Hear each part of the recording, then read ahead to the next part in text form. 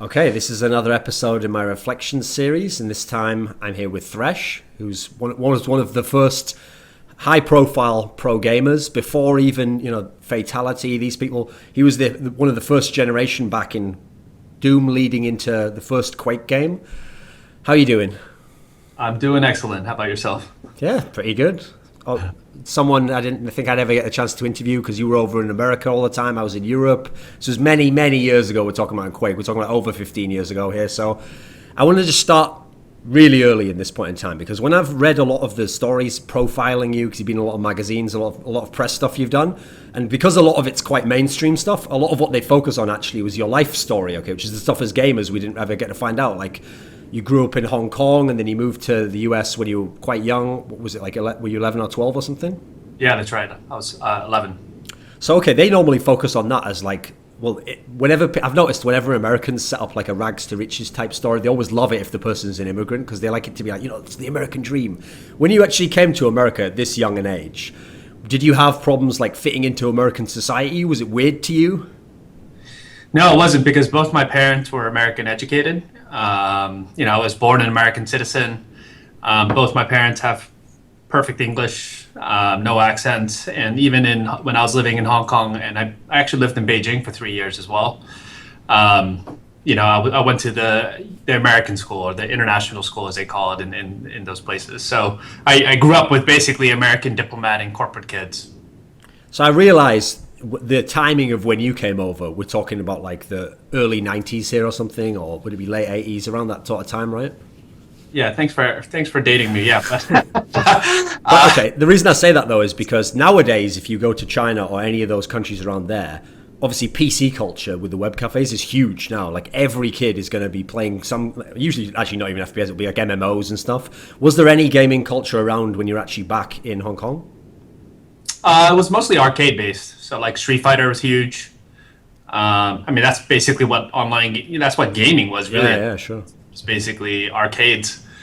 When I first started playing PC games was really the first time that games were online. So yeah, it was quite a while ago. So in the story, I've heard one of the key factors, which actually I've never heard this in any of the old stories, it's only in the newer interviews that seems to have come up, is the fact that because your dad worked for Hewlett-Packard, you essentially had your own LAN in your house, which obviously now doesn't even sound like that big a deal, but that's like a ridiculous advantage back in the day where most people are only playing games on like 300 ping again. They've never played a LAN before, in their life. Sounds like this was a great like proving ground to be able to play anyone who comes over, play your brothers, play everyone. Did this give you a head start, do you think? Yeah, actually, honestly, I didn't even realize it until I was interviewed pretty recently, and as I was talking, I realized that probably was a pretty big advantage. I certainly didn't really realize it at the time, but yeah, I have two brothers. I'm the middle one. We're all 3 years apart, and we all played against each other all the time. And when friends came over the house, we had, because my dad worked at Hewlett Packard, we had 5 computers in our household at any given time that were all networked. And that had to have played a role because even my older brother was one of the top players as well.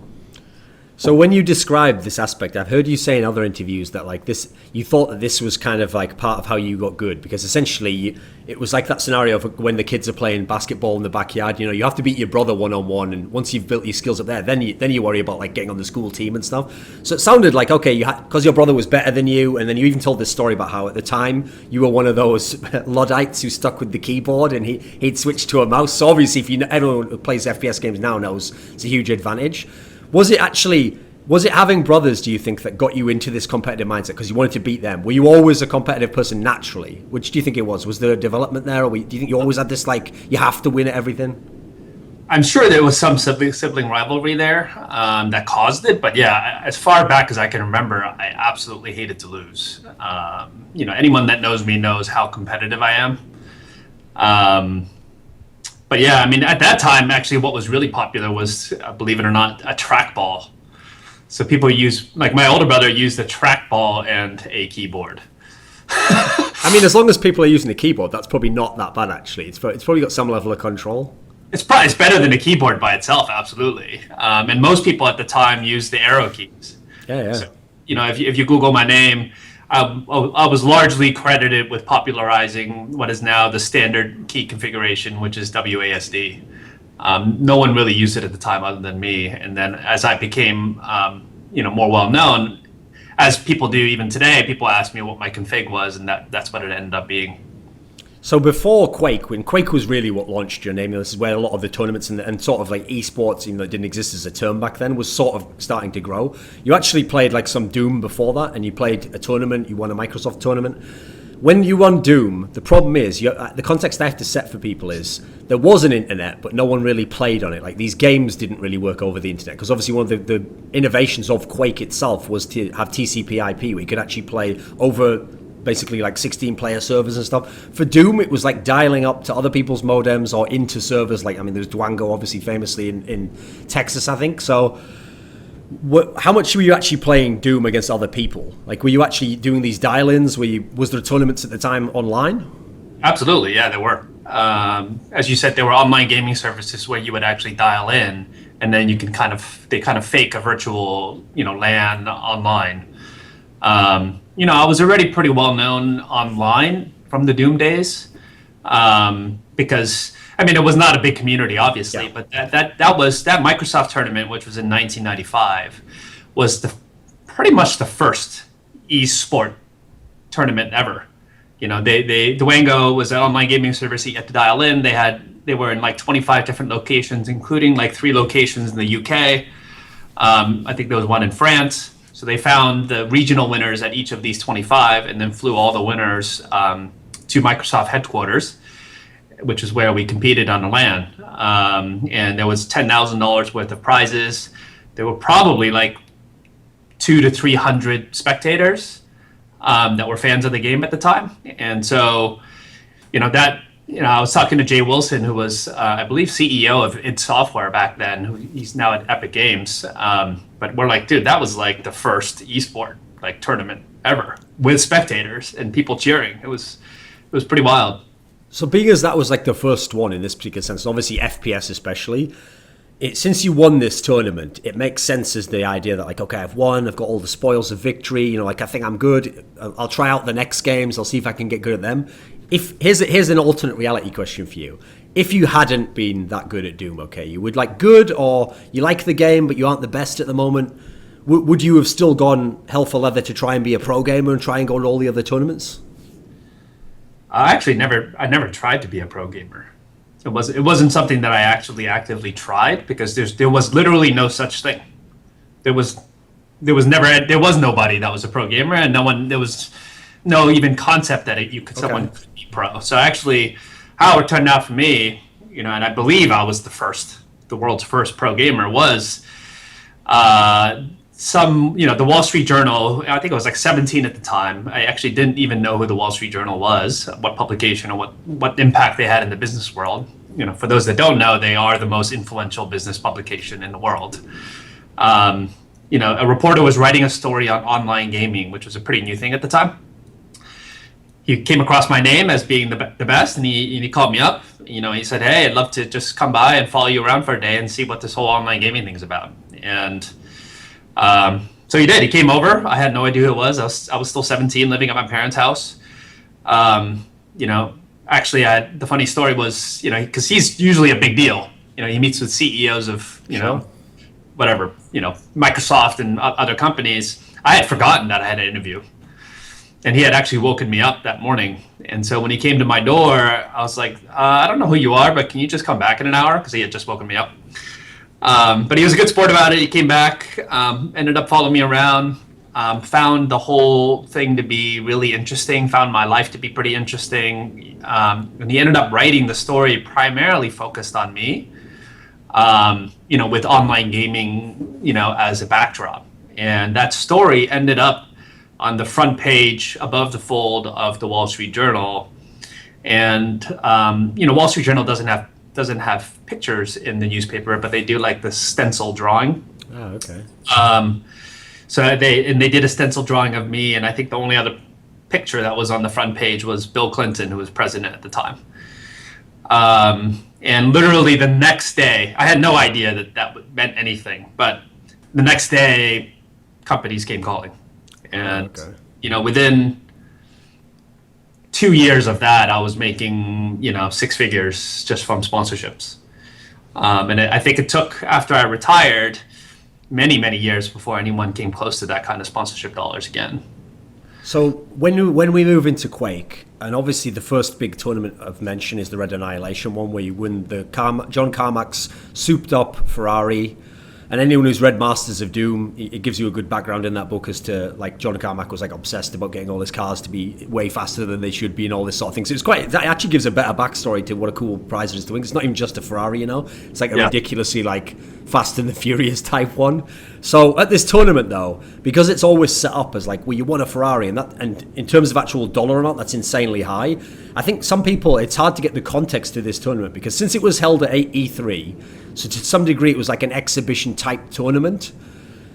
Like at the time, esports wasn't obviously this huge thing. I mean, this is literally one of the first tournaments. There's no circuit, etc. There's not like sponsored pro gamers. So it's not like there's 20 people from Sweden tried to qualify, and then there's not like 10 guys from Germany who are the best.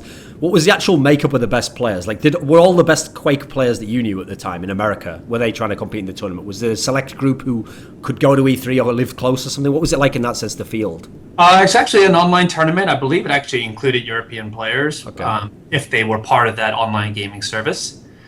Which was called MPlayer at the time.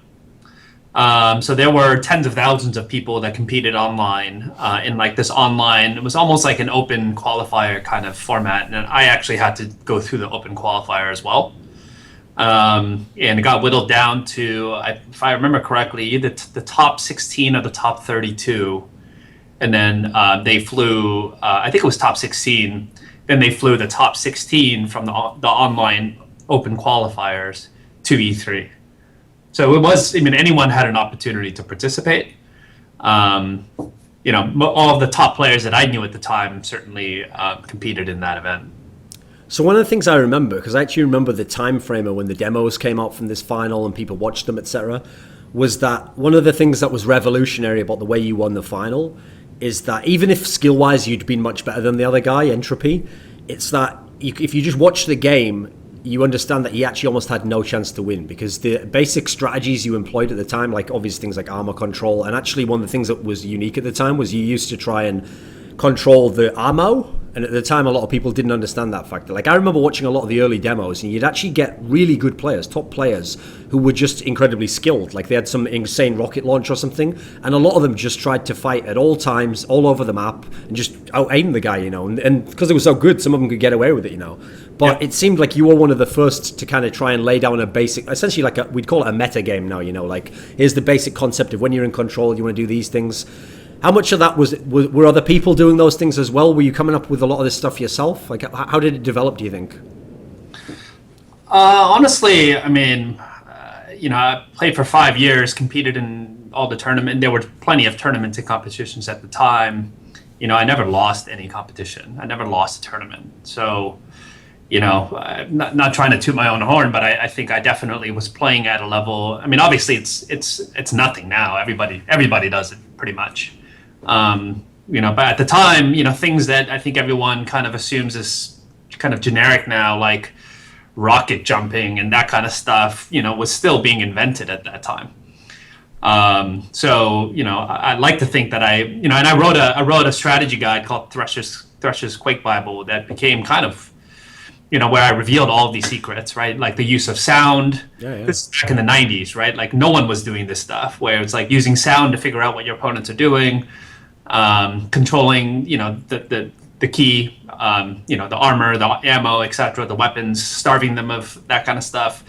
Again, it seems pretty stupid now to talk about it, but you know, back then it was absolutely not something that everyone understood. And so, yeah, I like to think that. I mean, I never had the absolute best aim, you know, or the best. Yeah. You know, people always just called me the smartest player because of the way I thought about the game. Did you have any background in any other games that helps in this sense? Because one of the things in esports is I've like spent so much of my life in it, and I've followed other sports as well. You can definitely see in other games, like especially games that have a set meta game like chess or something, how these concepts build up off each other, and then how when one person makes a breakthrough, the counter to that usually like supersedes it. You know, did you have any background in any other games that gave you some basis in this sense? Did you figure it all out just by like trial and error of playing Quake? What was it like? Yeah, it's trial and error, but it's also the way my brain naturally works is, I see the world in real time through other people's eyes is the best way I can explain it. And so, as I'm playing, I can literally see the game through your eyes. And, part of it is just, I think everyone experiences it now because they're way better at games now. The skill level is way higher, but hearing sounds, hearing the ambient noises, like putting yourself in your opponent's shoes and trying to think of what he would do, all of that stuff for me happens intuitively. Whereas for some players, it takes brain power to really think about, I wonder what my opponent's doing right now. And so that, a lot of those skills were, allowed me to translate to other things in life that was more than just games. So that's kind of my, I think I believe every single person has a superpower. Okay. Something they're just innately really, really, really good at. That just happens to be mine. Okay. Is there okay? Here's an interesting question I have for you. Okay, so you said in this interview already, like, I never lost a tournament. Like, I was on top of the scene, etc.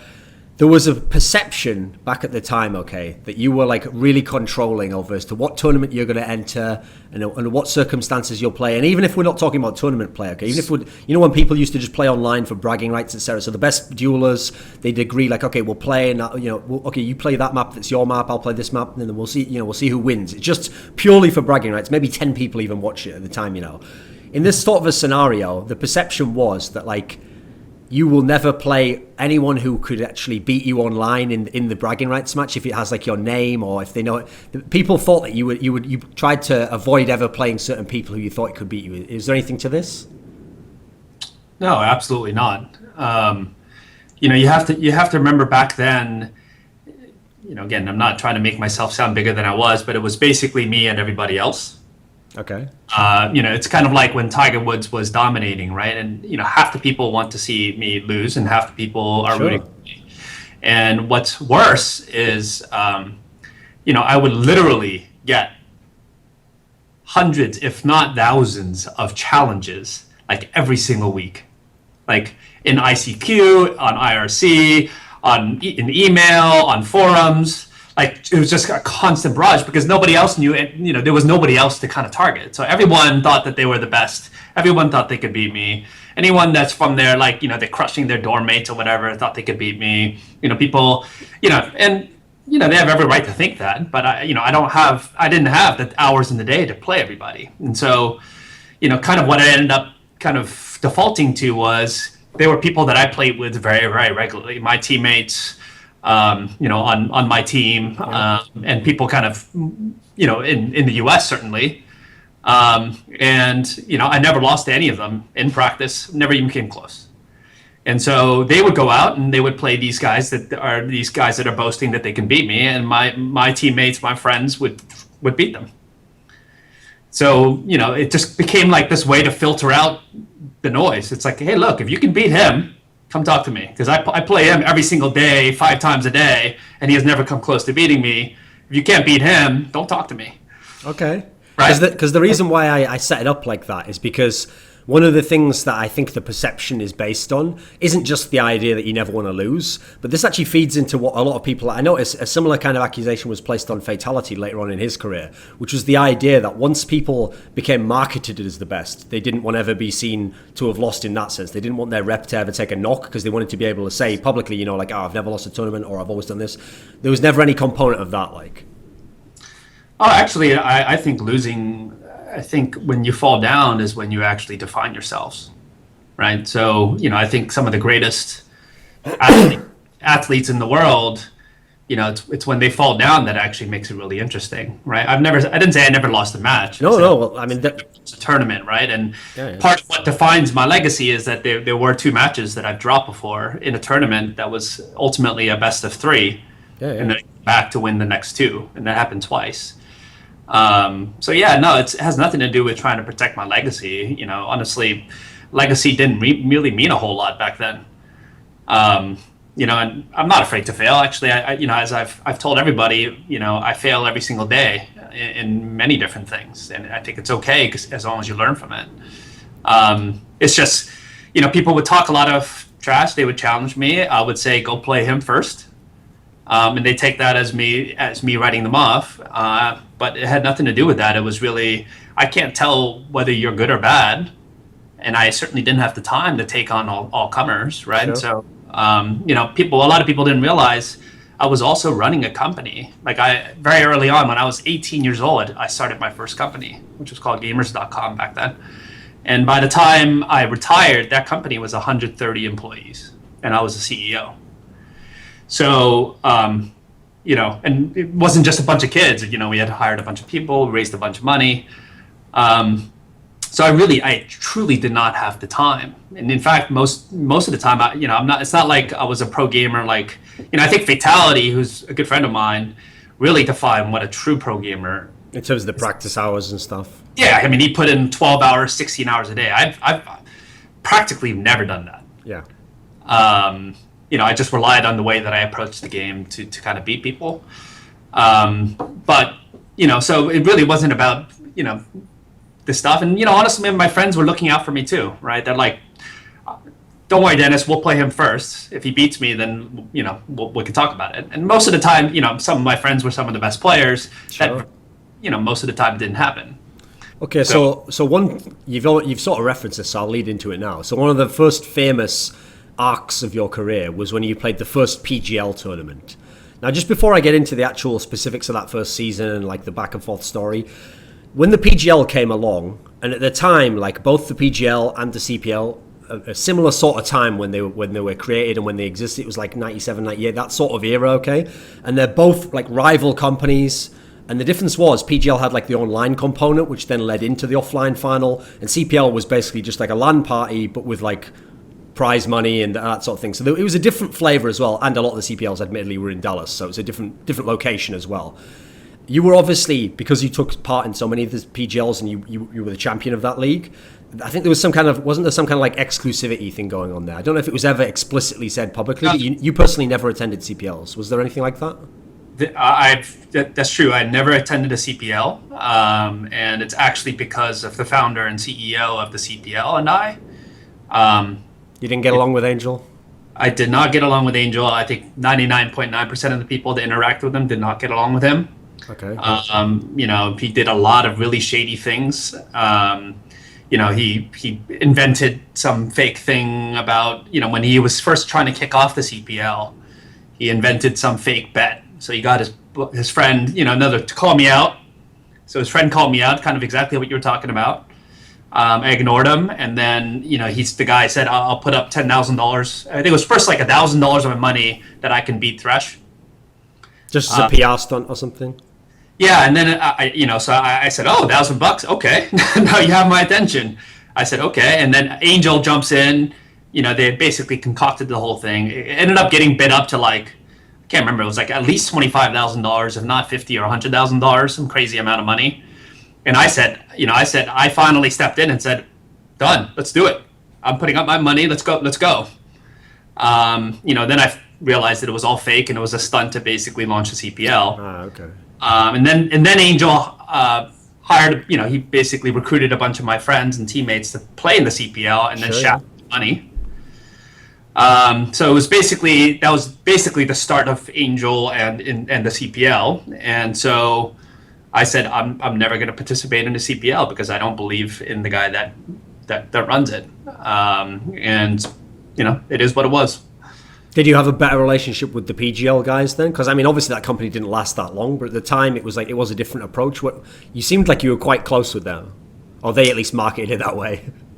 Yeah, I mean, I think the PGL approached it the right way, right? They had big corporate sponsors, from I think AMD was the title sponsor of the PGL. They had, they had actually, I can't remember. It was probably like Coca-Cola or some like, all the stuff that people are talking about today. They actually managed to get at that time, and they did a tremendous job with launching the league. It was the world's first.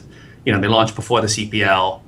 And they made a really big spectacle of it, which, it's closer to, like the CPL was basically one giant LAN party, whereas the PGL is kind of at least more in the same vein as the way that esports are run today, like the way ESL and Riot operate their leagues and make a really big deal out of it. So I always felt like PGL was significantly better. So in the first season of PGL, this was the one where you lost to Reptile in the upper bracket, but then you came back and beat him in the final. Now, when you lost to him in the upper bracket, was that part actually online or was that at the offline part? It was offline on LAN. Okay. So, and that was, I think you lost to him on DM4, was it? Was that the one you lost? Yeah. Okay. So another detail is he eventually was in your team. Was he actually a teammate of yours at the time? Was he in Death Row after the fact or before? I think he was actually on our team already. Okay. So then was this a shock then that someone on your team that presumably you've played before beats you in like an official match? Oh yeah, absolutely. It was a shock. It was a wake-up call for sure. Did you do anything special to come back in the final and beat him? Like, did playing him give you any kind of sense of what you needed to do to beat him? Or were you just both like similarly matched and any of the matches could have gone either way? He basically, in effect, at least in the first game, he basically hid from me. So he got a lead, and then he just did something. He just did some things that were really, really unconventional. To his credit. Yeah. Like he was hiding, constantly running away constantly. I had to keep chasing him down, blah, blah, blah. I mean, famously, that map, because it had the teleporters, if you were in the right spots, you could just try and run, and the person had to sort of come into the area where you had the teleport. You could just leave again. Yeah. Just at the time, like I said, people didn't use these strategies. They just fought all the time. Yeah, and then they were like, the way the tournament machines are set up, like the gamma was off, so like he was hiding in shadows that I didn't like. Okay. In my on my computer, because I have you practice in your own computer, most of the time. But usually I play really well when I'm really upset and pissed. So I ended up, but yeah, it was certainly shocking. That was the first time I had lost. Because it was. In practice or in a tournament setting. So yeah, it was a pretty shocking thing. Because one of the interesting things about the PGL, the first season, was that was the only season that was actually the first Quake. And so that was actually sort of the ending moment of Quake in terms of like most of the big lands. So that's like sort of the end of that phase of your career. But at the time, when Quake 2 came out, a lot of the NA people basically switched right over. Because, it's the same in games now. A lot of American people, they want the newest game, they want to play that. A lot of them switch over, And that's why some of the esports games that have a longer past, like Counter-Strike, etc., is not as great a base anymore in NA compared to Europe, Whereas in Europe, it's actually always been a trend that people tend to just stick with the game they liked until it becomes like overwhelmingly the case you have to move to the new game. So this sets up an obvious storyline that you know where I'm going here, which is that in Europe everyone just kept playing Quake World, which admittedly was a different version anyway. You guys played NetQuake. So yeah. Quake World anyway was slightly different. So then you had this famous challenge where Death Row, the best NetQuake team, your team from America, came over to Europe, came to Sweden, Stockholm, and you played Clan 9, who was the legendary European team. But the thing is, they played Quake World. And so to try and make this a fair matchup, this first big exhibition, like transatlantic matchup, they did a deal where you played 10 games, and it was like 5 NetQuake, 5 Quake World. Now it is worth pointing out, I will point out for context, that since Quake World has got certain key differences, such as the movement, it's not entirely fair to do that, because basically someone who's really good at Quake World inherently would automatically be pretty good at NetQuake, whereas if you've never really played Quake World, you're not really going to be quite as good at some of the movement tricks, etc., in like a week of playing, or however long you had. Let's say you had a month, I don't know. So in that sense, they did have a slight advantage. Now, with that said, though, there's another factor, which is that most of you guys at the time had moved on to Quake 2 already. You'd started playing Quake 2 Deathmatch, and presumably were preparing for the upcoming PGLs and all that sort of thing. So your team lost quite heavily at this tournament. And there are some innovation, strategical things that we could go into, but what was this actually like, your experience overall? Because it sounds like, as someone who's used to winning all the time, and you've got all these unfamiliar circumstances, it must have been difficult, right, to go over there and to get spanked? Yeah, honestly, pretty much every single person that played in those matches was no longer played Quake. Like, we had stopped for a long time, and when we got the invitation, honestly, we didn't really take it this is the honest truth, we didn't really take it very seriously. We just viewed it as, sweet, we're going to get a free trip to Sweden. Okay. Actually, if I remember correctly, only one person, which was Frick, out of the 5 starting people that played in those matches, even was playing Quake anymore, and we hadn't touched it for probably at least half a year, if not longer. I was full-time Quake 2. So we practice you practice here locally. I think it was maybe for a couple weeks at most to try to get warmed up back into Quake. And then we went out there, not knowing anything about the competition at all.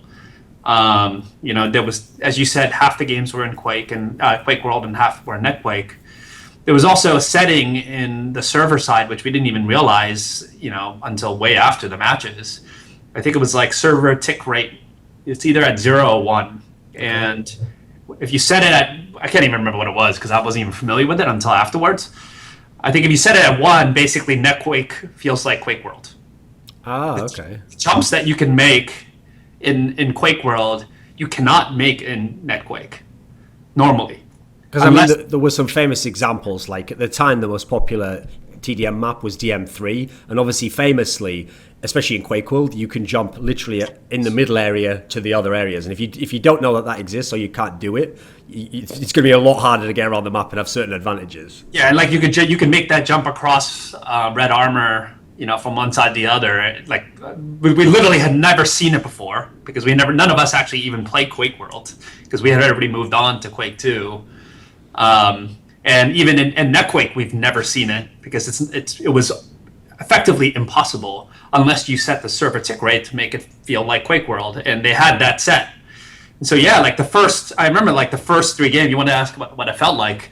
We're like, what the fuck are these guys doing? Like, how are they getting from like point A to point B in everything is down to the millisecond, right? Like, if I know you're in one place, I know there's no physical way normally that you're going to be able to get from that place to like the doorway in that time frame, right? So, I remember like we were blowing ourselves up constantly because they would be able to close the distance between where they were to where we were much faster than we would. Like, it was just, we're like, we don't know what the hell they're doing. I remember we were just like, every game is a cesspool. I remember that was a term that we kind of walked out of there. We're like, Jesus, like, it felt like a free-for-all. Because normally the game is at a certain pace and it's really, really controlled, and that was what I was known for. Yeah. It's like I would control the pace of the game, I would control the flow of the game. I knew exactly where every single member of the team was, both our team and their team. So, it's just like I locked down quad and it was pretty much game over. In that case, like I'd lock down quad and then like 2 seconds later I'd blow myself up because the guy would be able to close the gap on me, much faster than I was accustomed to. Again, I'm not trying to make it sound like excuses because we did lose pretty handily, but we just honestly just didn't take it seriously enough. Good for Team 9, Clan 9. That really made them famous in Europe, deservedly so because they were really, really good players. Were any of them actually ignoring the extenuating circumstances? Were there any of them who, like, skill wise, you actually thought like, wow, this guy's actually really good? I thought they were all really good. I mean, we did play 1-on-1 and 2-on-2, which was not part of the official competition. Yeah. I never lost any of those. But that was just basically when we were, before the actual competition started. But the one that really mattered was basically the team matches, and sure. we absolutely got killed. We literally were dazed and confused because we didn't understand. I mean, imagine it's like playing against, you can't bunny hop in Counter-Strike, and you're playing for the first time, and your people are bunny hopping all over the map. That's literally actually what they were doing. Yeah, and it was, so it was like, holy shit, what is going on? Like, how is he getting from there to here so fast? So it was, we just got spanked. But it was just shocking because it wasn't the game that we knew. It was like basically a whole nother game. So the context that you set up before, where you said about the fact that like essentially you had like a huge target on your back, because not only did people want to play you, like people who were really good and they wanted to see if they were as good as you, you also had the idea that because you were set up as like, this is the pro gamer who never loses and all this, people also wanted to see you lose. They wanted to know like, actually this guy from my country is as good as you, or this guy from another part of North America who you haven't played is as good as you. It means that as a result, people also, it felt like some of the other pro gamers had like a mild animosity to you, because I know as I ask you this question now, some of these stories where I ask you like, did you avoid people before? I can understand we're only ever hearing one side of that, which is that the person who gets turned down to play you or Yeah. you wouldn't play them on a certain day. They're the ones who then say like, oh, you just ducked me all the time. You know, it's what happens in boxing now, you know. So here's the question I have, which is at the time, a similar sort of time was when the best European player was LakermaN, a guy from Sweden, and he actually lived in Stockholm. And the story at the time was that he came down to where the Death Row Clan 9 games were going on, and he like challenged you or something, or like him and maybe some other players as well were like, yeah, I'll play me one-on-one or whatever. And they claimed that you just like wouldn't play them. And then obviously their implication is that, you know, he was afraid I'd beat him or something, you know. Can you remember anything along these lines? I don't remember that at all in Sweden. Okay. But LakermaN used to be, I think he used to live in California. And we used to play. At some point in time, I think, yeah. I remember LakermaN. We used to play literally on the same servers in California. It was the Kitty One Stanford servers, like almost every single day. And I'm like 100% sure that's the case. So, and I mean, he was good. I don't remember him being, I mean, he certainly had never beaten me. But I think his rise to being really good came way after I was already done with the game. Yeah. I remember like I started hearing about LakermaN and like how crazy his aim was and blah blah blah, but I had already moved on. And I remember, you know, being compared. You know, people would always talk about who was better, but you know, it's kind of like talking about Fatality and I. You know, our careers really never intersected. You know, when I retired is when he really became huge, right? So maybe when LakermaN was in California, he was still kind of a noob. But no, I mean, I actually literally do not remember him showing up to Sweden at all. That's honestly the first time I've heard it. So to put a wrap on the Quake 1 part, I have to ask about another scenario, okay? So I'll give the people the dates here so they understand the context. So the Death Row Quake Clan 9 stuff, which you said you weren't even playing by then. I mean, you'd already switched because like Quake 2 was out, PGL was switching to Quake 2. So that's like late summer of 98. Now in 99 is when one of the last ever big Quake World tournaments happened, which was the famous True Gamers Invitational, which again was in Sweden, and this was the one that LakermaN won, and they invited a bunch of different players. I think there was maybe like one person came from North America or something. There wasn't many, okay. I think maybe Gemini went or something. In general, it was Europeans though, because Europeans were the ones playing it, and it was Quake World's a European game, you know. At the time, again, because of your fame, etc., I remember even the organizers of the tournament being like, yeah, we invited Thresh, but he didn't come, etc. Now, I've obviously, to be fair, I've set up the context there. It's over 1 year since you stopped playing the game, and you've only basically played in that time just for the exhibition game, which you just said now. You only played for that, basically. At the time, you're playing Quake 2 anyway. Was there still no, like... were you not tempted to still attend just for fun? I mean, admittedly, it wouldn't have been a great scenario. You probably would have lost, and then people would have said, "Oh, you playing your best, and we beat you," you know, because you haven't played for a year. What was the scenario like in that sense? I mean, I was basically full-time Quake 2. So, you know, I mean, I know their names are similar, but they're entirely different games, right? You know, it wasn't realistic for me to try to just hop back into Quake world and try to relearn the game from scratch and think that you know that I would be dominant in that game, right? So and all of the professional leagues had already moved on to Quake 2. Yeah.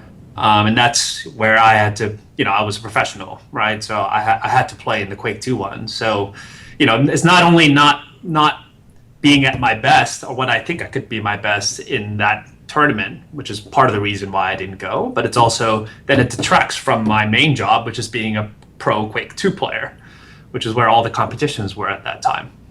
You know, it's going to make me worse at Quake 2.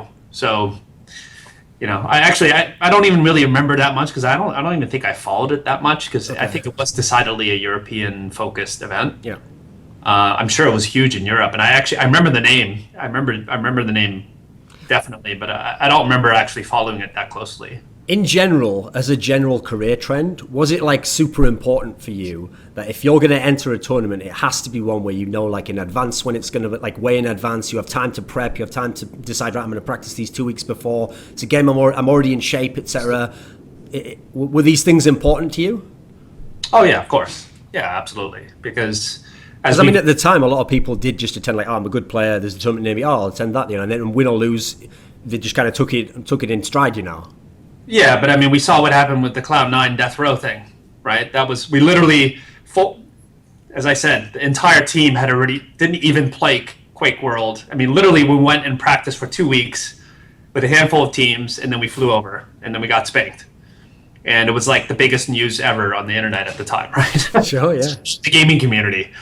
That was an exhibition, right? So, if that wasn't a learning, if we didn't learn from that mistake, that, you put yourself out there, you deserve whatever comes from it, right? So, it would have probably turned out to be very similar.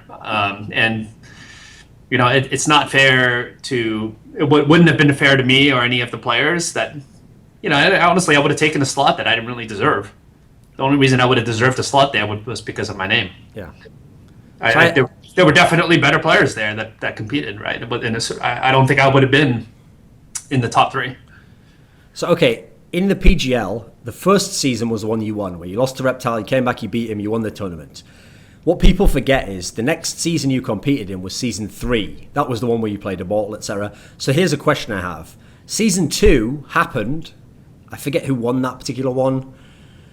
And maybe Qin, I can't remember if that was the right one that he won or not. But so whoever won season 2, officially, Thresh never competed in season 2. He just sat at home for some reason. I think officially in interviews he said something along the lines of like, I think it was like the idea that was like you were going to let other people play and see if another person could emerge or something like that. The rumor always was, and people even said this from within the NA scene, that you secretly played in the online part of it under an alias, and either you just lost and you didn't make it, you had just switched to Quake 2, or you lost on purpose to not have to go to the LAN, reveal that you're Thresh and that sort of thing. So is there anything to any of this? Did you really just sit at home for the whole PGL Season 2 and just not play? Yeah, PGL Season 2 featured Quake 2. I was still playing Quake at that time. And I had a company that I was running. So, again, similar reasons. Quake 2 was, they made the switch to Quake 2 way earlier than the community wanted. Okay. And way earlier than I wanted. And so, it's a brand new game. I hadn't practiced it. I didn't have the time to practice it. Certainly in the capacity that I needed to understand all the nuances of the game. And so, yeah, I sat out of it. And then by season 3, I had, the community had moved to Quake 2, and, I had switched as well. But now, that season 3 was tough too, because I was playing in, we decided to come back together for Quake teams as Death Row, and I was playing in the Quake 2 1-on-1. So I had to play both. I had to play the finals back to back on each other, which was kind of tough. Okay, so the storyline for the season 3, when I say it initially to any, because obviously we can't give that much information about the games, we're just saying you lost to this person, you beat this person. It sounds like, same story again. So you lost to a guy in the upper bracket and you beat him when you got to the lower bracket. So this person you lost to, I'll give the context though. The person you lost to, called Immortal, was a really young guy. I think at the time he was 16 or something? He was pretty young, right? And he was widely considered the best Quake 2 player. Yeah, and the thing was, the story of him as well was, he hadn't even been playing Quake 2 like that. The game hadn't been out that long, but he hadn't been playing it that long. He hadn't been known as he hadn't been to tons of LANs or whatever and won them all. It's not like he was set up in that sense. He was just thought of as the wild prodigy type talent who has, and in fact he's a great example of someone who just had the crazy aim and who at that time literally just tried to shoot you with the crosshair. That's, it wasn't using strategy, but he had such insane rail aim that it could work, So when you lost to him in the upper final, then you played him afterwards. The storyline also was something like he wasn't in your team yet, he joined later, but at the time you were friends with Makaveli, who was in your team, and he was also friends with Immortal, so there was some sort of connection there where all three you knew each other. You're all from the Bay Area or something, I think. So what was the connection here? Did you actually know Immortal decently before you played him? Yeah, I knew him for years. We used to play together all the time. And he was I think when I first met him, he was 12. He was this little tiny kid with insane aim.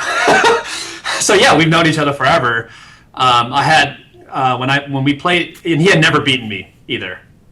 And as I said, we had played together plenty of times in Doom. I was basically playing with Immortal back in the Doom days, actually. Okay. And I knew he was widely considered the best Quake 2 player.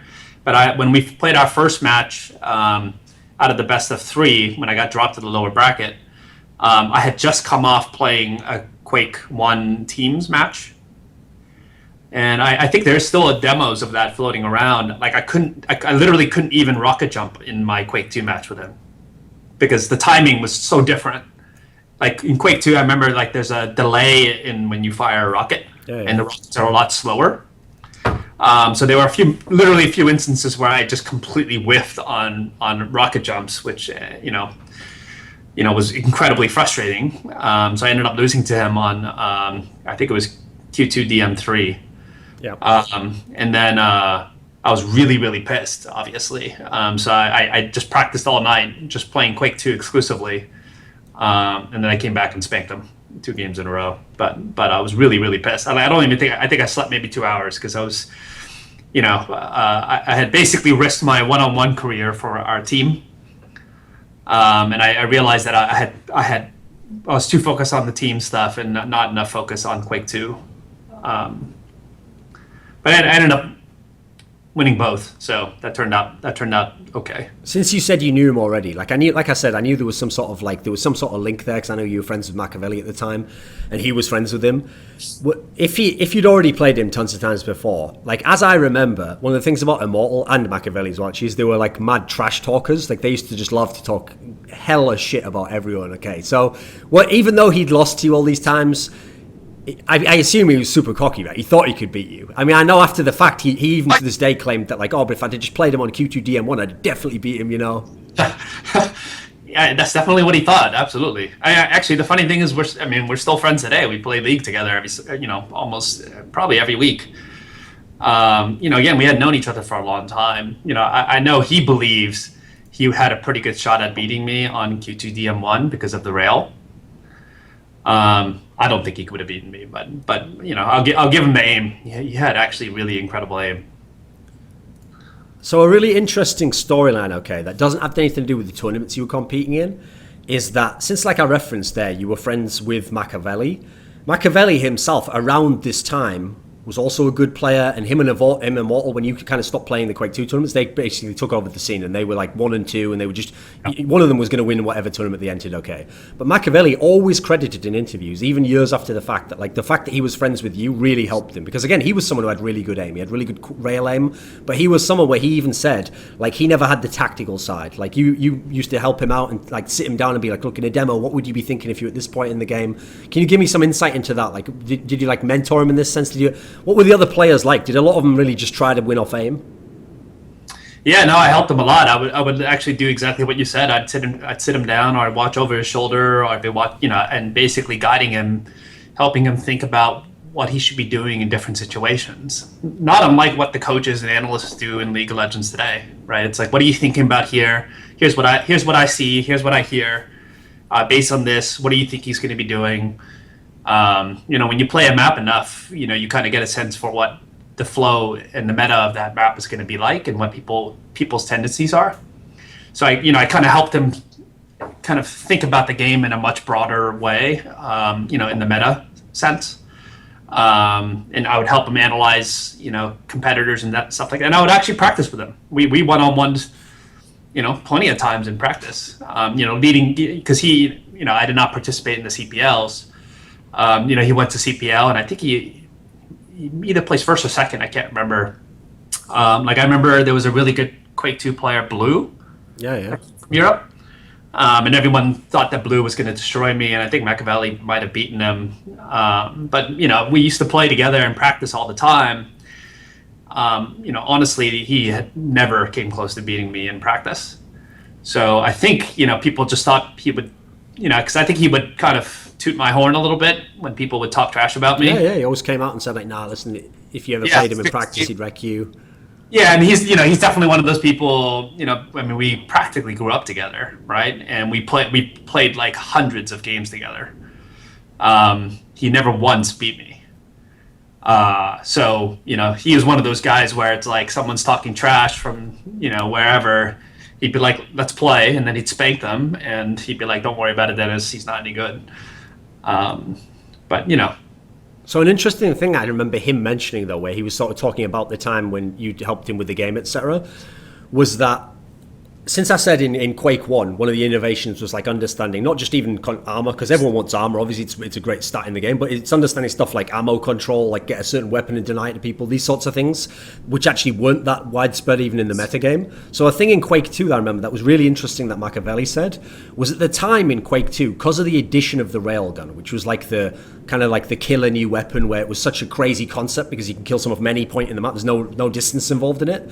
It meant that a lot of the best players, like we're talking about here, Immortal, Makaveli, they're famous for having insane rails. And the idea was if you just let them get to the rail, then they can win in even poor strategical situations because the gun is one point, click and point. That's it. If you can do that, if you have sick aim, it's a game changer. Okay. But interestingly, you were never known for having the best rail. In fact, I don't think anyone even thought you had a super sick rail. You had sort of like you used it sort of in a utilitarian fashion, like at a point in the game where you're supposed to use it, you'd use it. Otherwise, you'd use like the chain gun at distance, whatever it would be. But he made an interesting point. Okay, that one of the things he thought you helped him with was you told him like the whole game of Quake 2 is actually about the rocket launcher. And at the time, here's the thing: the rocket launcher was way slower in Quake 2 than Quake 1. In Quake 1, it's the best weapon. In Quake 2, people would only use it if it was like medium range for the splash damage or whatever. And he said that you sort of told him like if you can control the whole game with the rocket launcher, that's the weapon to use. You don't just try and rail them all the time, because if you miss, obviously, well, you fucked at that point. There's no splash damage from a rail. So he kind of made it as though you even like give him like a meta switch, and he said he even just practiced whole games only with the rocket launcher. Was this some kind of advantage you had in that sense? Do you think you were one of the few people to key in on that? Yeah, I mean, a rail was a game changer, especially when you were down, when you didn't have control, right? It's a way that you could turn the game around. Sure. But when you have control of all the weapons and armor, you can afford to give somebody the rail, right? Because one rail is not going to kill you. Two rails probably is not going to kill you. I can't remember exactly how it worked, but I think it took 3 full rails to kill you if you were stacked. Yeah. Maybe even more. It's pretty hard to hit like 3 or 4 or 5 in a row, right? Before the person closes the distance. Or you can, if you have control, you can move off. You can just go around the corner. So, and as you said, if you miss, it's extremely costly. And my whole game was about control. And so, if you relied too heavily on the rail, I mean, it's great. Honestly, like in Rocket Arena, which I used to play against Immortal and Makaveli and all the guys all the time, I didn't lose those either. I would win way more than I would lose. So it's not like I had bad aim. I actually had really good aim. I just never really made it a point to, like, that was not the single most important thing. The most important thing for me was control and starving my opponent from having resources. So, if I really buckled down, like in a Rocket Arena where really it's all about aim, I'd win those, right? I'd win more than my fair share, even though a lot of people consider Immortal having, awesome aim. Like, you could ask him. Like, I would win more than I would lose. Okay. But it just wasn't my focus because I didn't think it was important. Because that's an interesting pattern that actually repeats throughout Quake, no matter what year you're looking at. Like, if you actually look at the best Quake duelers of all time, very few of them actually were considered like the crazy aimer, There's maybe like 1 or 2, but in general, people like Fatality, Rafa, etc., they all usually had, like, in the case of Fatality, he had pretty good aim. But the idea was they all usually won by like having the best.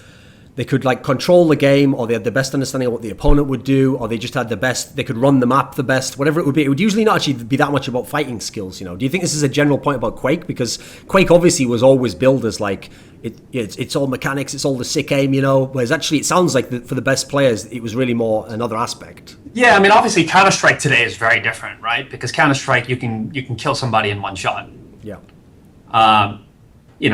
If you had armor and health in Quake, you can't do that. So, whereas in Counter-Strike, aim is paramount and probably the single most important thing. In Quake, in those kind of dueling kind of games, it's not. You have to have good aim, but like even if let's just say we're trading rail shots, and I have control. You rail me twice, and I've whiffed on both. I can just run away because the problem with the rail is that you can't force someone to engage with you. You can't I could just walk around a corner and you can't finish me off. Whereas with a rocket, if I have control, I'm usually already close enough where I can finish you off. Or I can switch to a rail, or I can switch to a chain gun to kind of finish you off. So that was at least kind of the way that I thought Quake 2 was supposed to be played. It seemed to work out decently for me. So when I referenced Makaveli there, because he actually was playing Quake 3 after you, he was playing as like a pro gamer there and doing quite well early on at least. And actually, interestingly, he's someone who always seems to like return again to the community sites. Like he'll come back to ES Reality every now and then and make some posts. Like it's like I think he just gets like nostalgic or something. He comes back for a little bit and then he goes away again. So we hear from him every now and then. Okay, so. He's always referenced you often. What was he actually like as a person and a player? Because he sounds like an interesting person. Because his persona initially seems so one-dimensional. Like he's just a mad shit talker. He just doesn't respect anyone. But it sounds like there's something more to him. Oh no, he's actually an incredibly nice and funny guy. Like when he's talking shit, he usually has a big shit-eating grin on his face. Like he never really took it that seriously. But I mean, obviously, you lose a lot of context when you're online. Yeah. I mean, he would talk shit to me even when we're playing. He's like, "Oh, dude, I've been practicing, man. I'm gonna beat you." Like, he just talk trash to me all day long. But most of it was completely harmless, and he was doing it kind of tongue in cheek. But yeah, it's the internet, so certainly he would get riled up sometimes. If someone pushed the right buttons. But by and large, I think you're just having fun with it. Because the thing is, one of the reasons I referenced that is because, especially now when gaming's way bigger and there's all this money, etc., I often think to myself, like, people often complain in League of Legends, okay, in the pro scene, because of how buttoned down it is, and there's even sort of league restrictions on some of the things you can do. People sometimes complain that some of the personalities of the really good players are a bit, like, watered down, or they're just not interesting. Like, I mean, some of them are just people where they're just not interested. They just play the game and they're good at the game, that's it. But I always say, in a weird way, if this industry had existed with all the features we have now at the time of Quake, these guys would have been superstars, not just for the play, but because some of the personalities were so wild, like some of these, if people like MMA fighters and stuff, it's the same sort of like trash talking and huge personalities. But what's interesting is you were one of the people who seemingly publicly never trash talked. I assume you did behind the scenes and if you were playing something, etc. But I can't remember you ever publicly like talking shit about someone or saying like if someone said something like, "Oh, you ducked me," I'd beat you, and you never really seem to publicly talk that way. Why is that? Just not in my personality. But I always let actions speak for me. So if you want to talk trash, you can talk trash. Let's just go play. I mean, my friends would speak on my behalf, but I just never really felt compelled to do it. Again, it's just not in my nature to be talking trash. I mean, I'll do it with my friends when we're just joking around, but I would never do it seriously. Okay. But yeah, I mean, even today you have guys like Double Lift and stuff that kind of fit the Makaveli mold a little bit more. Yeah. And it seems to work for him, right? He's got a lot of fans, and he's got the skills to back it up. Do you wonder the first part of that I said, like if we'd had all the industry factors here, like there was a Twitch TV and there was tournaments, like 10 tournaments in a year or whatever, and huge circuits and stuff, could it have been the game? Because one of the problems with Quake is obviously it's quite a hardcore game. Could it actually have bridged the gap, do you think, if it had all these like advantages that some of the modern games have? I think it could have, absolutely. I mean, I think things like Twitch are huge for the fans. Right, because even now, us doing this interview on Skype, right, on video, you have a better sense of who I am and what my personality is like. Back then it was all just online in forums and in interviews, and you really can't get a sense of what someone's like. So I think part of the reason why esports today is that you can now watch these pros and get a sense for what they're like, how they talk, how they interact. And you can, you find people that you have an affinity towards. I think if you had that today, I mean, we see it with Counter-Strike now, right? And I think there's a bunch of games coming out that I think is going to be interesting to watch, whether dueling kind of games come back. Remains to be seen.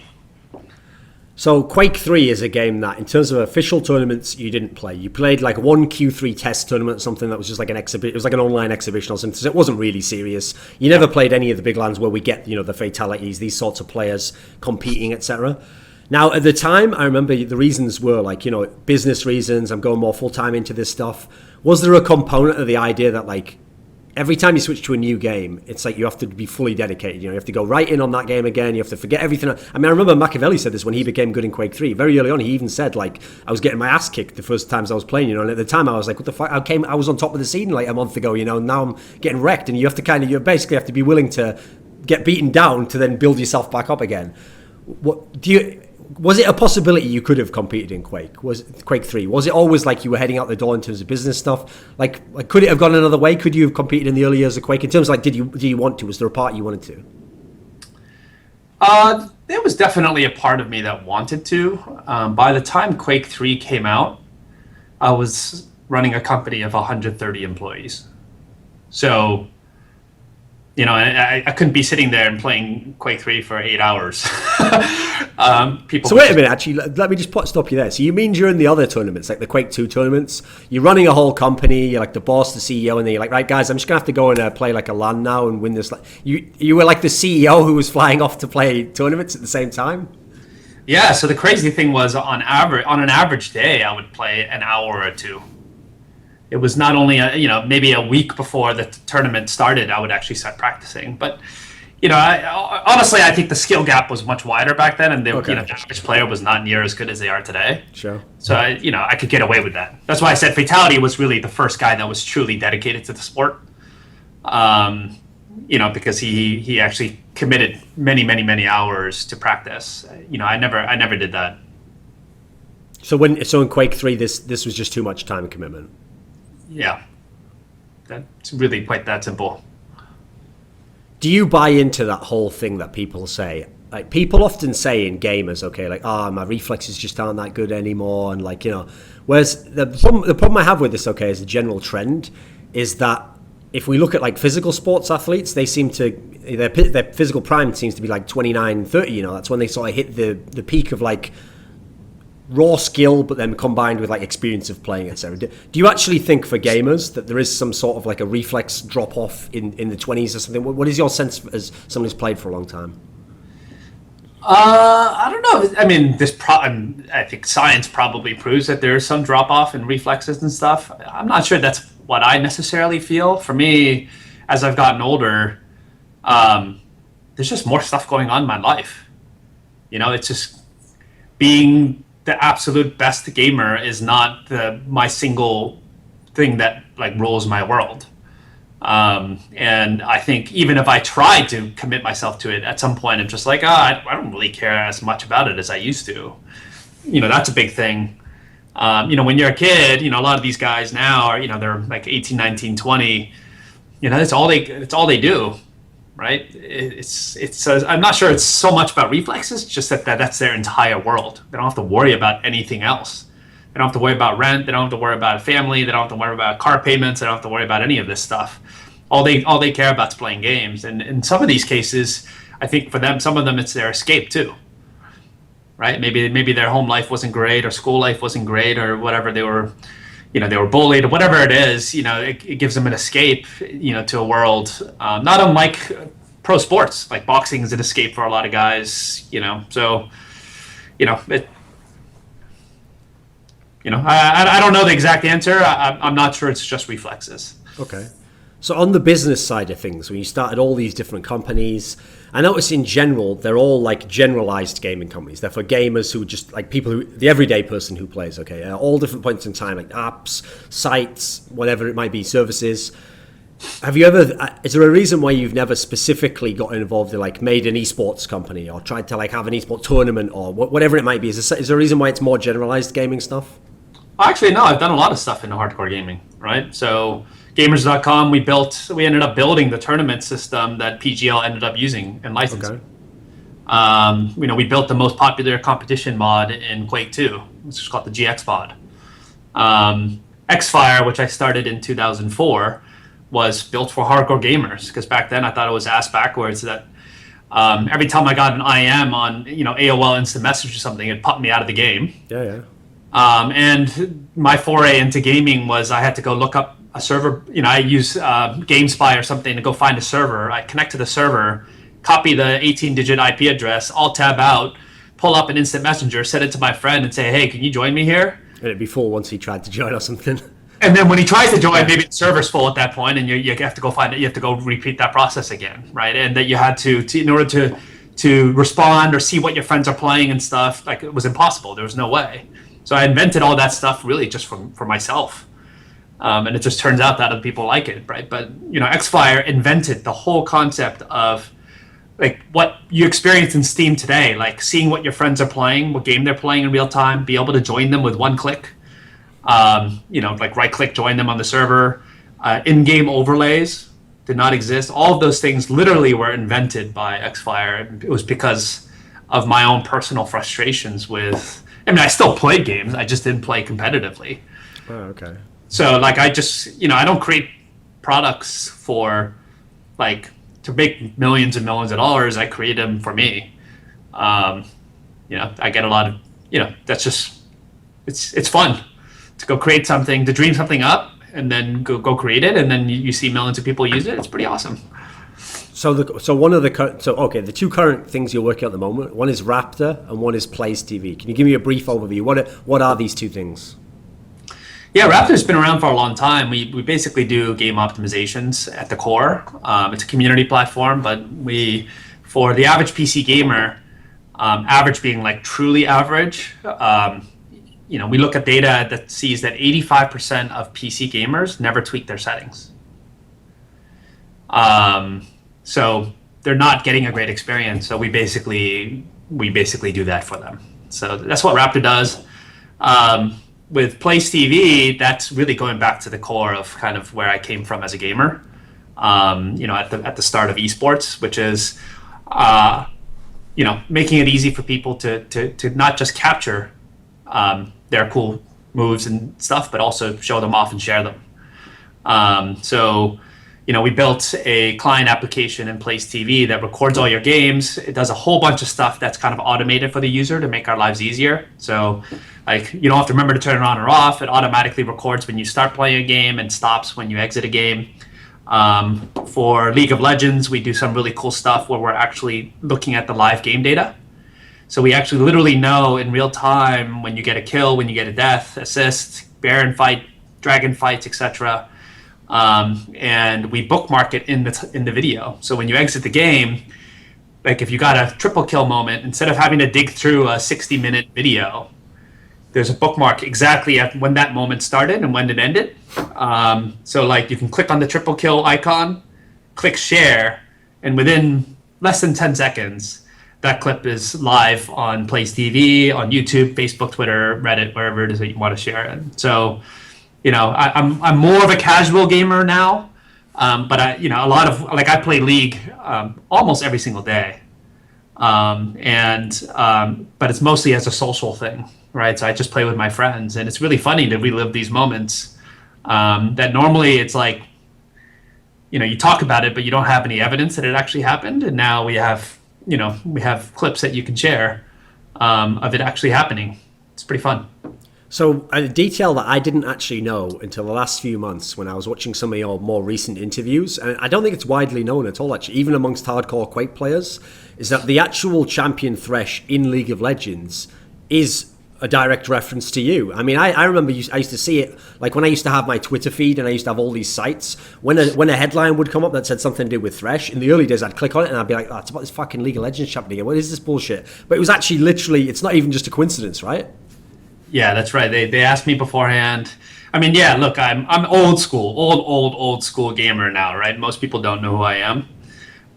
But all of the people that are now running esports, like the legit guys that have credibility, like, Ralph and those guys at the ESL, the founders of Riot, the guys at Valve, wherever it is, Blizzard, all of the top guys there were all from the scene back then. And so, they still remember those days, and, that was kind of their homage. And they were nice enough to give me Thresh, the Thresh username, on League. So when I play every night, I'm playing as Thresh. And of course, that causes a lot of trolling as well. It's pretty funny because I actually don't play Thresh. Okay. My only gripe with Thresh the champion is that the kit is totally wrong. Like I should have, Thresh should have Tristana's kit with the rocket jump. Okay. Like any FPS kind of dueler kind of guy is not going to be playing support. True. So Thresh is, a very popular support player. So I don't play Thresh. So literally almost every single game of League that I play, I get the comment, dude, why aren't you playing Thresh? How is it? How often do people ever actually make the connection? Like, are you the old Quake player? Pretty rare. It's pretty rare. More rare with League. In League, has it ever meant you actually connected in some fluke way with someone who used to be an old school Quake player, who used to play with just through League, like playing a game or something? Has it ever happened?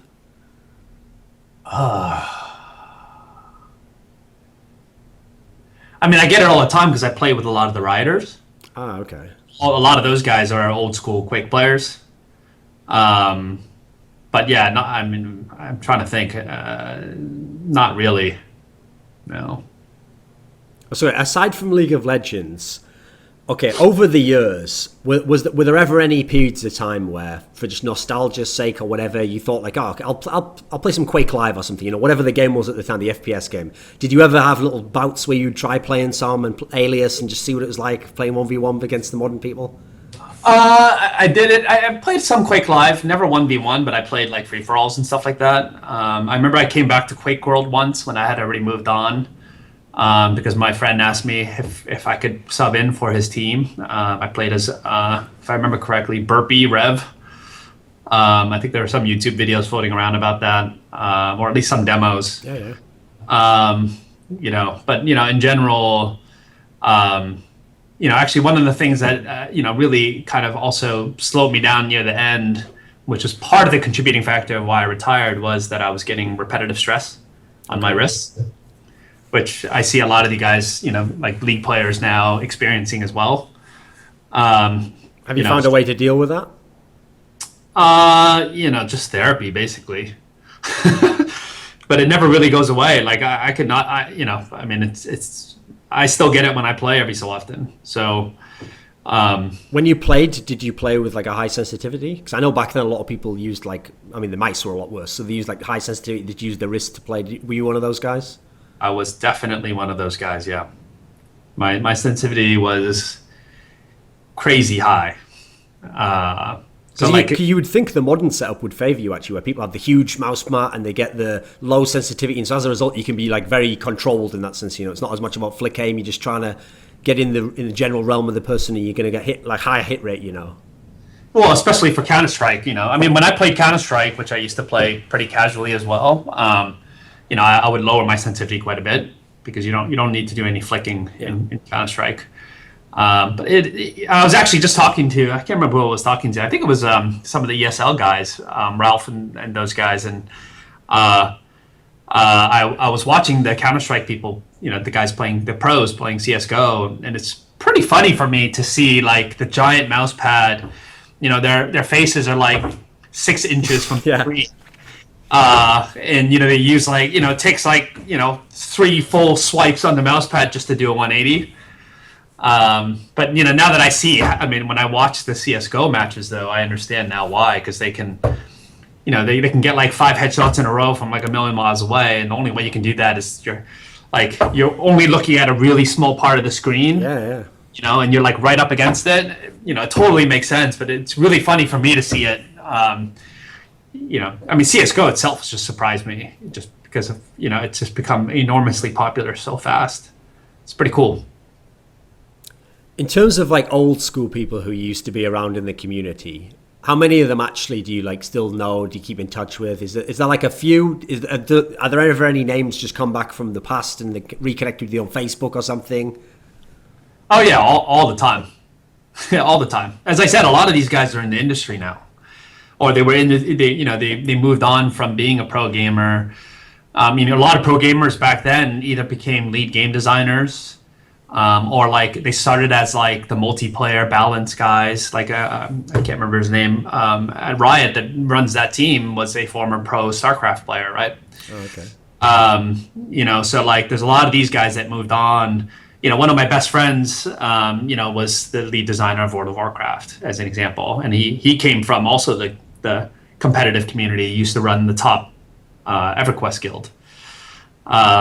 So like, you know, a lot of those guys kind of moved on. So I keep in touch with actually quite a fair bit of people that are still in the scene. Did you actually know any of the guys at id Software on a decent level? Yeah, I knew all of them. I mean, I spent 2 weeks before Quake 2 was released helping them balance the multiplayer. Actually, in fact, in Quake 2, you could sit down on any machine and type exact thresh.config, and it would just load my config. It was built into the game. So you know, obviously, I got to be pretty good friends with Carmack, and you know, ultimately, I mean, he said it publicly quite a few times. He was designing it. You know, the more it got around, the more, like in Quake 3, the game was far more balanced than in Quake 1 and Quake 2. Right? It was harder to control and just lock down a map. And you know, he's publicly said it on record many times. He did it on purpose to prevent players like me.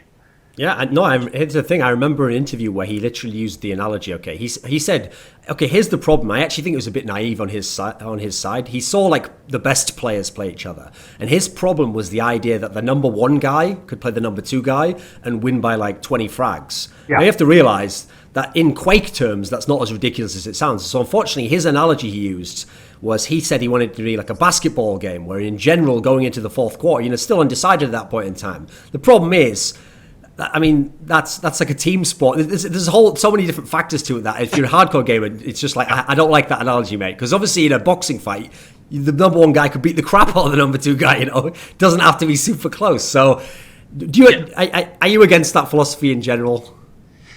I personally think that tension that you get from the ebb and flow of control and fighting over control is actually what made the Quake kind of games really fun.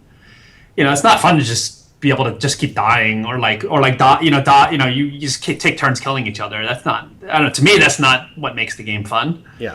I mean, the problem in Quake 3 obviously was they made that starting weapon, the machine gun, powerful enough where say we have an even fight and I win by 10 health. If you spawn next to me, I'm dead. Like, yeah. I don't get the advantage for winning in a way. Exactly, that's which I really don't like, right? But I remember, like, he said to me after I won the Quake, that Ferrari tournament, I won 13 to -1. And that, like, really troubled him. Because okay. And I think I remember I locked down the map, like, almost instantly. And it was, you know, it became kind of boring to watch because there's literally nothing the guy could do. I think that really bothered him. And so he set out to change it. So he made Quake 2 a little bit more balanced, and then Quake 3 even more balanced.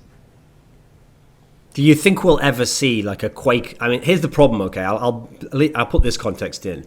If you ever read about the history of development of Quake and Doom, etc., they did add in the multiplayer aspects, but they were essentially developed as single-player games, and then some of it's just happenstance how great some of the multiplayer features were. Like, it's actually what made them so good in Quake, for example, is that the weapons are totally unbalanced. Because it was, here's the genius thing: because it's built on a single-player game, you're not supposed to have the rocket launcher when you start the game. You build up to that, you know. So in a weird way, the single-player aspect made the multiplayer kind of genius in terms of how OP some of the guns were, you know. Whereas later versions, they tried to make a lot of the weapons more balanced, and depending on what situation, one was better, you know. Will we ever see a super hardcore Quake 1 type game again, do you think, in esports? I wouldn't be surprised if it came back. I mean, Dirty Bomb's kind of in that same vein now. I think there's some other games that people are working on that are kind of in the same vein. Like fast-paced, kind of dueling type of games. I always say, like, esports, really, you need that history because, like, why is CSGO so popular? Is because people have been playing Counter-Strike for freaking forever. Yeah. Why is League of Legends so popular and Dota? Is because people are playing Dota forever.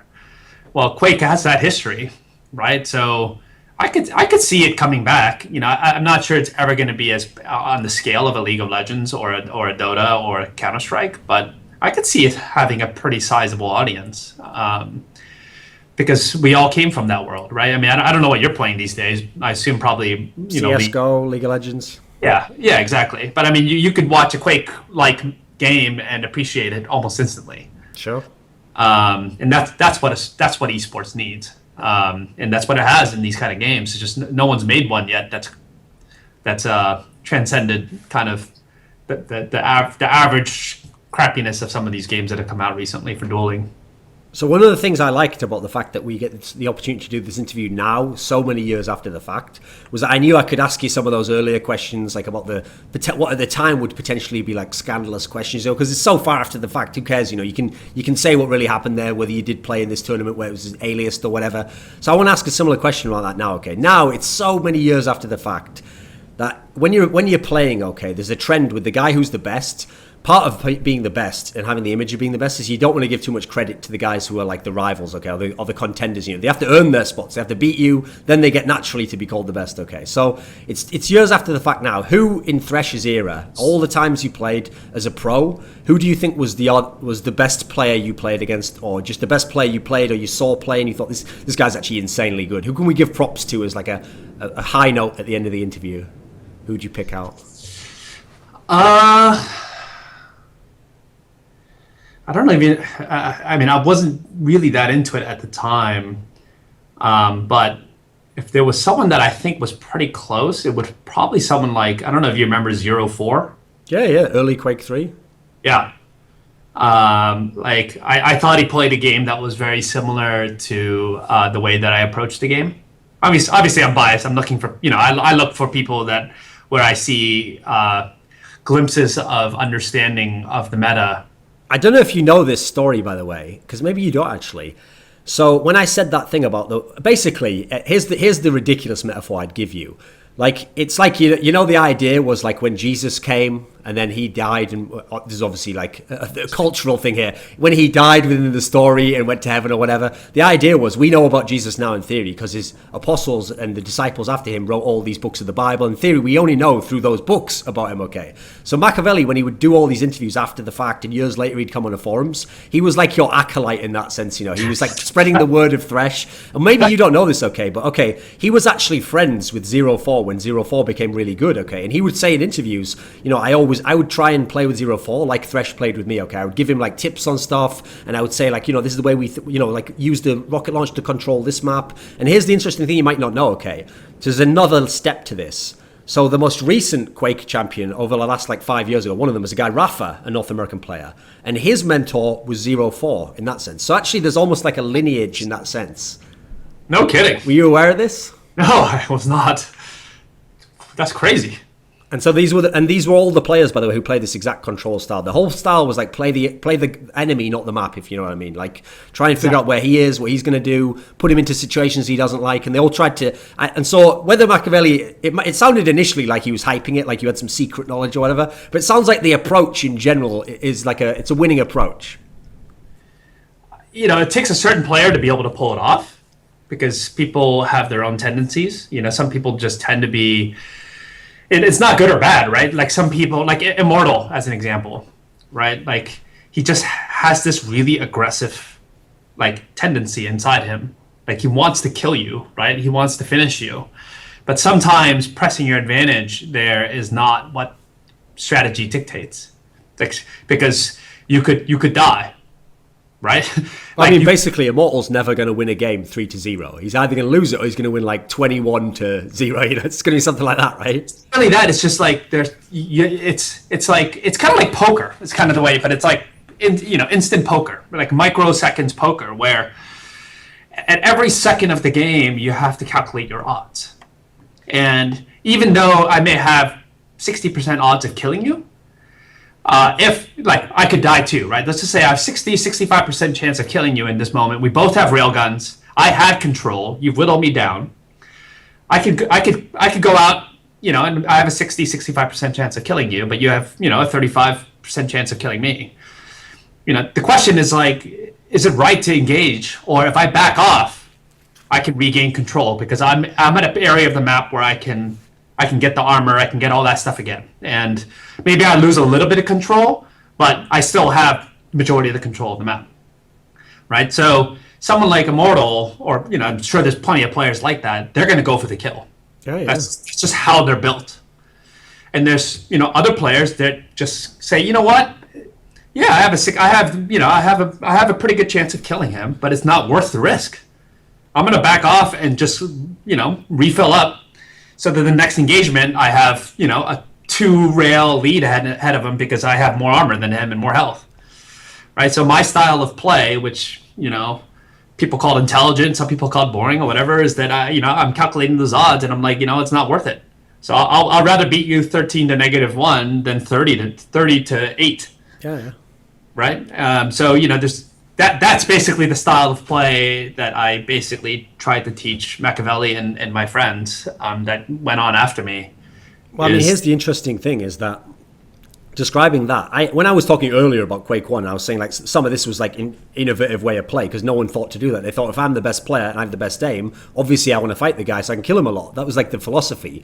Well, even in the more modern day of Quake Live dueling, we're talking like the early 2010s, one of the things about Rafa that actually was innovative about how he played was, again, I mean, he didn't actually have close to the best aims. He had to play sort of strategically, but one of the innovations he came up with that no one had thought to do was even the best players who understood concepts of control and to have the best armors and to keep the other guy in the bad parts of the map, they would do that, but then they would choose to engage nearly always, because they've got so many advantages. They're like, right, I've stacked the advantages up, now I get my kills and I'm going to run up the score, Whereas actually what Rafa did, that was actually, no one had thought to do this, was when you had the control, you basically you set up scenarios where there's always like a plan B. So he would only go for a certain fight or a certain armor. He would contest an armor where he might have like a 60% chance of winning it, but he'd only do it if he loses the fight and he has low health, he'll back away and there'd be like a health bubble behind him, or there'd be another armor that was coming up, and no one. The problem is the really skilled player would think to himself like, well, I'm not going to lose this fight, so he'd never think that he'd need the contingency plan, if you know what I mean.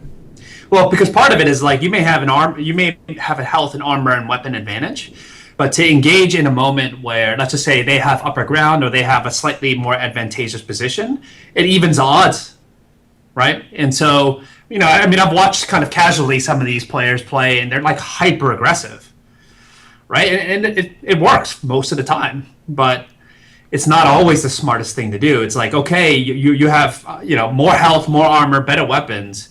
But you're contesting for an armor where he has a positional advantage over you. You're giving up some of that edge. So maybe instead of being 70-30, you're like 60-40, 55-45. And these guys, there's just certain guys that are built in a way that they just go after that. And like I actually remember LakermaN is exactly that as well.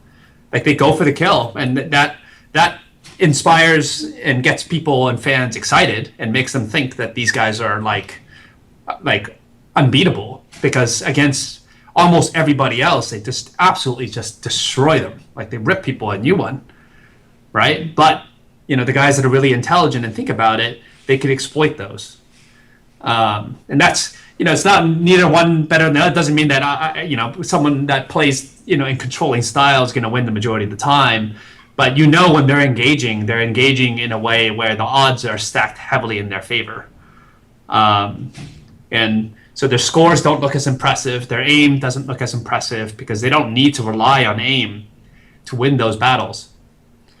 I'm not actually familiar with Rafa, and now you're making me really interested to go watch some of his games. But yeah, I mean, especially if you like that.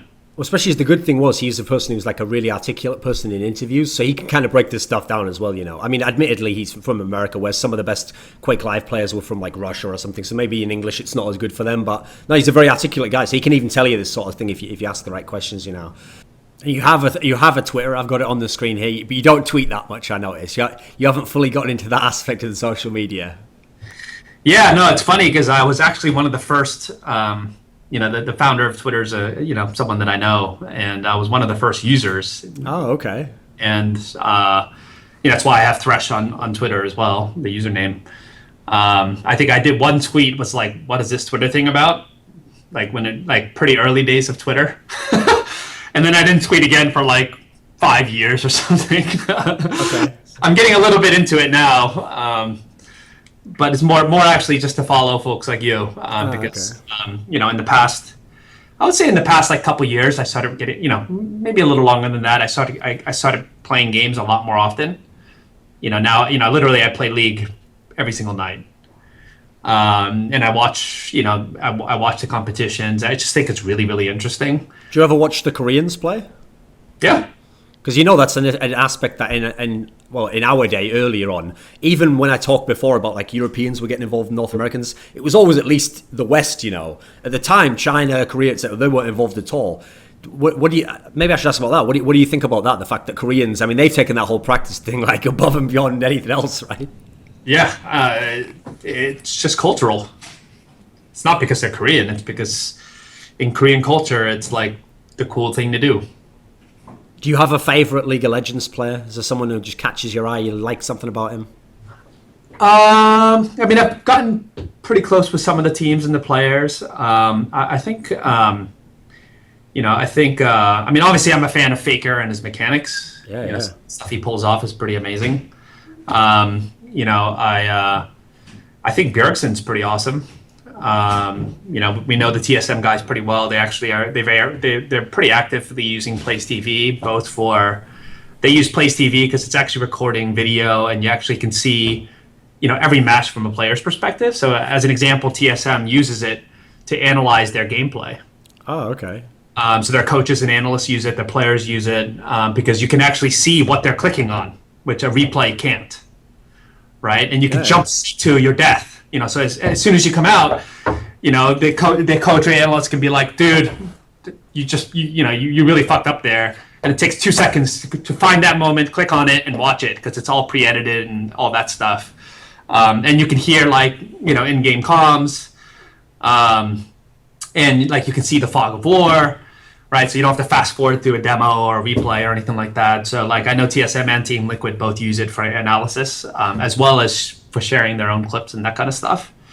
I think Bjergsen represents the sport really well. He's very professional, incredible player, very well spoken. I tend to like people that are a little bit more low key, as opposed to someone really outspoken. Because that's just more like my style. The key point you made there, actually, that I hadn't thought of was just the fact that it records it from your POV, so it has the fog of war. That's actually huge, because if you watch a pro game, on the screen for the spectators, there's no fog of war. So it's actually hard for a spectator sometimes to know, did he even know someone was coming from there, That's a good selling point, actually. That's exactly. I mean, that is why they use it. And that's why, actually, the ESL uses it, too. Right? So the next IEM is going to have point of view videos from every player. Oh, okay. Which should be pretty fun. So, if you want to watch a match from Piglet's perspective, because you're an ADC, you'll be able to watch the match entirely from his perspective, which is different, right? But ESL tested the Place client. It has practically zero impact on your system. It's super super duper lightweight. It's completely seamless. As I said, it turns on and off automatically. Does a bunch of cool stuff, like little things that only gamers would really, it cleans up your hard drive for you. It's like a rolling window of storage. Yeah. It auto delete all your old files for you. As I said, it automatically bookmarks all the key moments in your games. Sharing is super duper easy. It's designed for it's designed for the core enthusiasts, right? It's designed for me, and we're lucky that the pros have adopted it as well. Okay, so do you have a final message to leave everyone on? Some final words at the end of the interview? No, I mean, it's fun to dig this all up. It's fun to talk about this stuff. I don't really talk about it very often. Most people don't even know my history. Obviously I'm doing stuff now that's involved in esports, involved in gaming in a more direct way with Place.tv. If you're a gamer and you think that sounds, the kind of stuff that we're working on sounds interesting, I would just say come check it out.